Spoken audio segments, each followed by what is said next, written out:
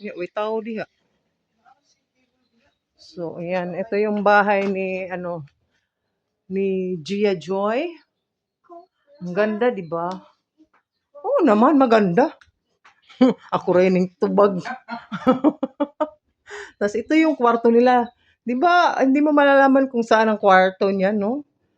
Oh, ito, buksan natin to, ha?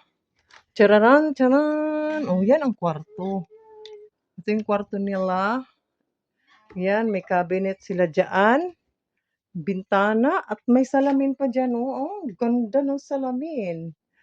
Yan, kama nila. Master's bedroom. May camera. Yan, may camera sila, oh. Tapos, ay, may tulog pala dito.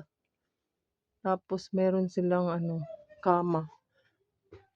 Galing, di ba? Oh, may kama silang pahagdan. Nice design ng bahay niya. Kaya, ayun, dito tayo sa, sa kusina. Oh. Ayan ang kusina nila. Very, very nice. Ayan, oh. Wag na kayo mag-ilaw para hindi makita. Ayan yung nila, oh, CR. Pero hindi pa yan, hindi pa yan talaga tapos. Ayan ang aircon nila. Open na open. Yan, aircon yan. Ang laki ng aircon, no? Fresh from the wind. Wow. So, yan ang ref nila. Double door. O, di ba? Ito yung door nila dito sa, ito yung door nila sa kusina. Di ba? Sosyal? Saan ka par? Tapos, may parcel pa sila, oh. Hindi nila binubuksan kasi yung, Oh. Oh, ayan, oh. Kita niyo yan. Oh, may door sila. Ang ganda, di ba? Saan ka pa hahanap ng bahay na aesthetic? Aesthetic. Tapos may relo na ganyan, oh. Di ba? Yan ang bahay ng aking pamangkin na maganda. Uy, yan. Tapos try natin yung ilaw nila. Kasi ang ganda niyan.